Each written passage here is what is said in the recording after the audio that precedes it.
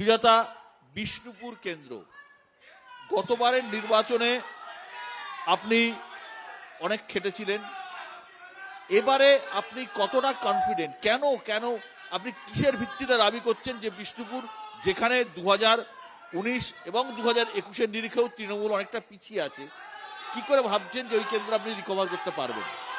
দেখুন, প্রথমেই একটা কথা বলি যে বিষ্ণুপুরে সেই সময় 19 সালে যখন লড়েছিলাম, তখন কিন্তু বিষ্ণুপুরে সেরকম সংগঠনও কিছু বিজেপি ছিল না। তখন একটা নারীকে দেখেই মানুষের সিম্প্যাথি হয়েছিল, আর সেই সিম্প্যাথির জোরেই কিন্তু বিজেপি সিটটা পেয়েছিল। কারণ বিষ্ণুপুরে যিনি বিজেপির প্রার্থী ছিলেন, তিনি জাস্ট একটা বিধানসভাতেই ঢুকতে পেরেছিলেন, সেটা হচ্ছে খণ্ডঘোষ। সেই বিধানসভায় উনি গোহারান হেরে জামানত জব্দের মতো হয়েছিলেন 30,890 মার্জিনে।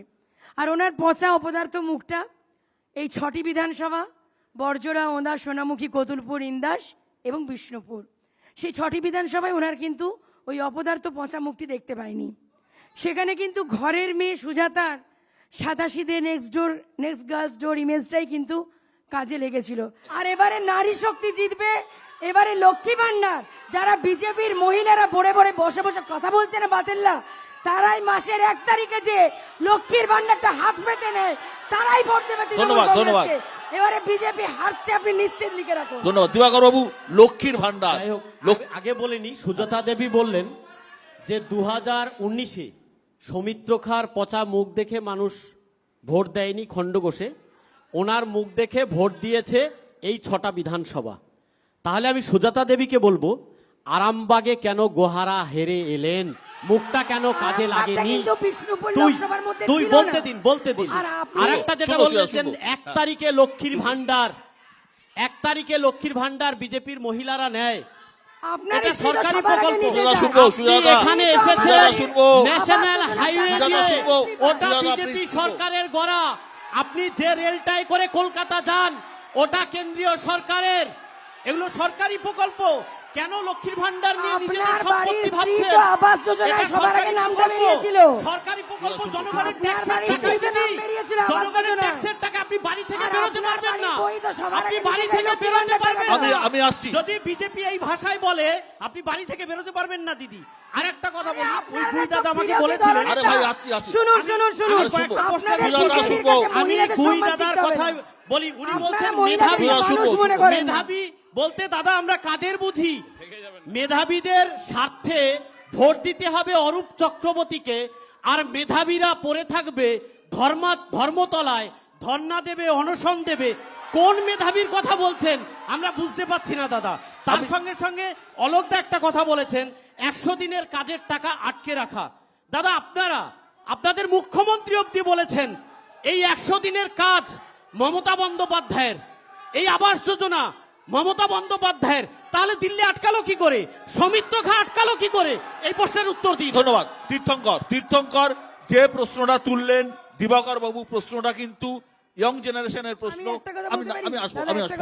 যে যিনি বিজেপির এমএলএ বসেছেন, তার বাড়ির বইয়েরই তো আবাস যোজনায় নামটা সবার আগে এসেছিল।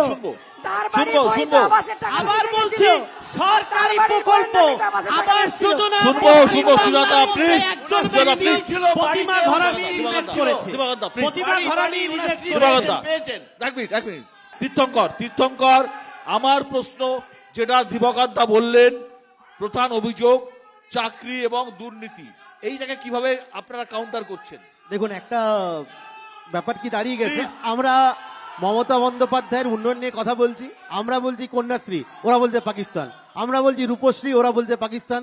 আমরা বলছি রূপশ্রী প্রকল্প, ওনারা বলছেন পাকিস্তান। যাই বলছি ওনারা সব ক্ষেত্রে বলছেন পাকিস্তান, না হলে বলছেন চুরি। অথচ এই দলের আমি বলি একটা কেস নাম্বার আমি বলি, Bankura PS 203/2005, case register on 13/8/2005 করেছিলেন বাঁকুড়ার ইলেকট্রিক সাপ্লাইয়ের SS।